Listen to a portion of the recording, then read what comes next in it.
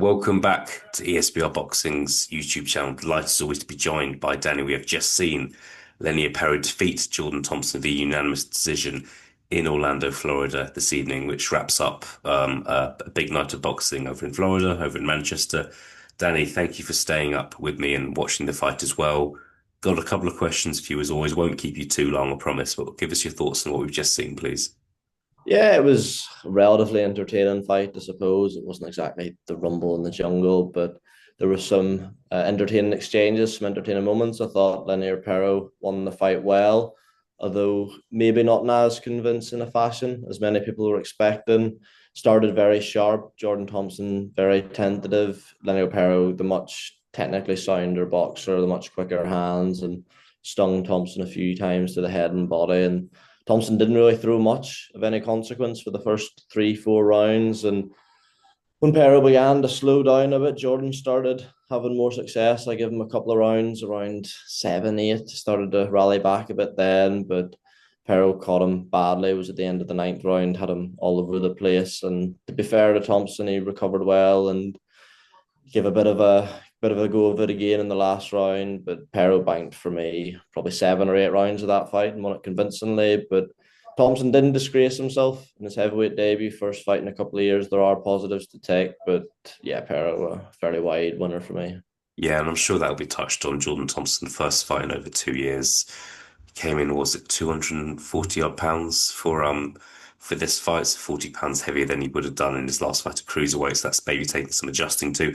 Gone straight into a 10 rounder as well. So a big task for him. However, I can't help but think that Jordan Thompson could have won tonight if he had done a bit more in the first 4 or 5 rounds. I actually think he could have made a really good case for winning tonight. There was that round nine was quite key as well. It looked like he was going to win the round, and then Pero ends up winning the round by really rocking him. So I'm a bit disappointed in his performance. What were you? Do you think Jordan Thompson should have done a bit more, Danny, or am I kind of trying to clasp at straws there? No, I definitely get where you're coming from because if he picks up a couple of those earlier rounds, he's right in the fight. But I thought Pero did look quite dangerous early, and Thompson was very wary of what was coming back. So he could have done more, but there's the argument he could have because when he was throwing early, he was getting countered and countered clean. He could have got ironed out. But I see where you're coming from because if he does manage to nick a couple of those rounds or even put a bit of a dent in Pero himself because Thompson is a decent puncher, then potentially we could be looking at the different results. So yeah, I think there's definitely a part of him. I'm sure he'll be happy enough with how it's went. Like he's not an idiot. He would have known what people were thinking was going to happen in this fight, especially after what happened against Alvataya. So he'll probably be happy enough in that sense. But I'm sure there will be a part of him that's thinking, you know what, maybe if I did show a bit more ambition in the early rounds, I could have been walking away here the victor. Yeah, yeah. Wasn't meant to be, and I don't want to kind of go down the route of if my auntie had different equipment, then she'd be my uncle. We're not going to do that, but I just feel like it could have been a different night for Jordan Thompson tonight. On Pero, Danny, tonight's the first night a lot of people would have seen him box really. 13 and 0 now, about to turn 33, so not a young fighter. Ranked very highly with the WBA somehow. Not sure how that's happened, but do you think this guy can be a contender in the division? Because I'm sure his performance would have had mixed reviews, but do you see him kind of competing with top 10, top 15 heavyweights? It's tricky because he's got ability. Like he's technically good. He doesn't get hit clean much. He's got fast hands. He's a southpaw. He's a good counter puncher. But there are weaknesses there too. He's got very slow feet. He's a bit of a plotter in that respect. And he did slow down quite a bit after 4 or 5 rounds. And his fight before this, I didn't watch it, but saw the scorecards against a journeyman who stopped a load of times and seems to have given him a bit of a good fight. And I've had this thing about these Cuban fighters that when they do defect and they come over, and it always is inevitably Miami where they go to, how much discipline is there? They're earning a lot of money compared to what they would have been on in Cuba. And happened with Robesi Ramirez, didn't really seem to want it when things got tough. And I wonder, does that come into it? And is the discipline there, both in training, camp, and in fights? Obviously, I don't know. I'm just speculating, but he's got talent. He's a very sound boxer, a good body puncher, but he's missing too much for me to be a real contender at the top end. He could beat a lot of good heavyweights, I'm sure. Showed a good chin tonight whenever he was caught clean, but yeah, just doesn't seem like he can go through the gears. The fitness Yeah. lacks a bit of power too. Never really properly hurt Thompson up until that ninth round and caught him clean quite a bit. So Mm. yeah, he'll win good fights, but I don't know if he'll. I don't think he'll be a world champion. No. No, no, and like if he was 5, 6 years younger, I'd be a bit more ambitious with what he could achieve. I just think that when you're about to turn 33 and your best win's Jordan Thompson, I question what there is for you. And I'm diving a little bit deeper. Made his debut May 2019. So it's quite a while ago, 6.5 years ago. So 13 fights in that time. So it's just been quite inactive. Why? I'm not sure. As well as that, if I'm being honest, I just don't. So I know with heavyweights, you get some heavyweights that aren't kind of body beautiful, but I just don't think he looked in great shape for this fight. Maybe he didn't need to be. Maybe that's just how he looks. But I don't think he was really in the shape of his life. So we'll see. We'll see what happens in his next fight. Jarrell Miller got in the ring afterwards, Danny. Jarrell Miller likes doing that, and he's a fantastic, probably the best speaker in boxing, I would say.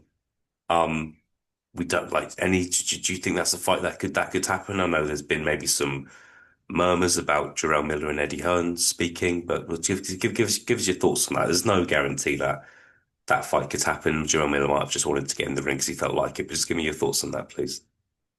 I mean, if you'd asked me a week ago, I would say no, but why else would he be there, really? And you touched on it's not even rumours anymore. Eddie Hearn sort of confirmed essentially in an interview earlier this week with IFL that he was speaking with Jarrell Miller, didn't even shut down being Jarrell Miller's promoter, which is remarkable when you think of the history they've had. So there clearly is something there.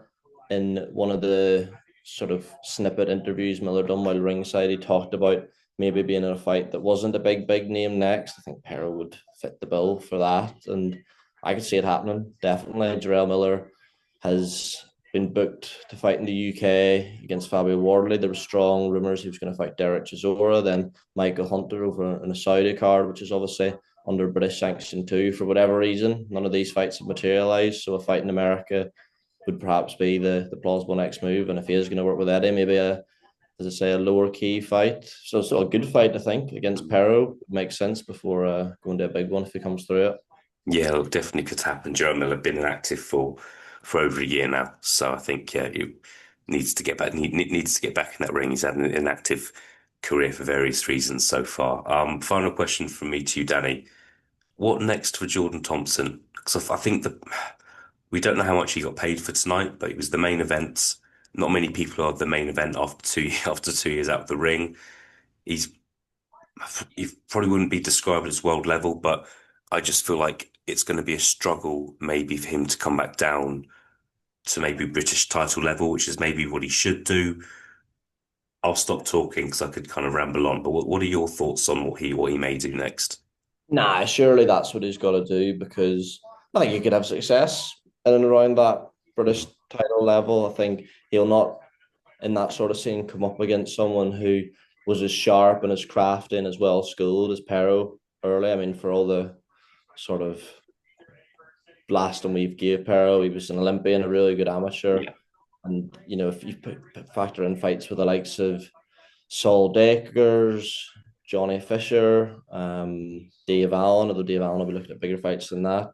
It's a level Jordan Thompson could more than mix it at. I thought he looked more durable up at heavyweight. I mean, you think back to him at cruiserweight, and it is mental. He was like a stick, like looked yeah, like a gust of wind would come over. He looked robust, took yeah, most of the shots well. I think he could do all right at the domestic scene at heavyweight. I think, yeah. as I say, that's a decent night at the office. So that what you say is true. Maybe we'll feel he could have done more, but there's a future for him now. Where if he goes in there and gets ironed out in a couple of rounds, you're thinking, right, what is next here? But I think there's some fun domestic fights to be had for him. Yeah. Yeah, of course, Lord. Got that British heavyweight title fight, which obviously is supposed to take place last weekend, but Fraser Clark and Jamie TKV taking place in 4 weeks' time. So who knows? Maybe he's one of the bigger names that could be mentioned for the winner of that fight. And I hope he would be interested in going down that route. I don't want him to kind of be some sort of opponent. I think he's better than that and can achieve more than that. But we'll see. Danny, thank you very much for your time as always.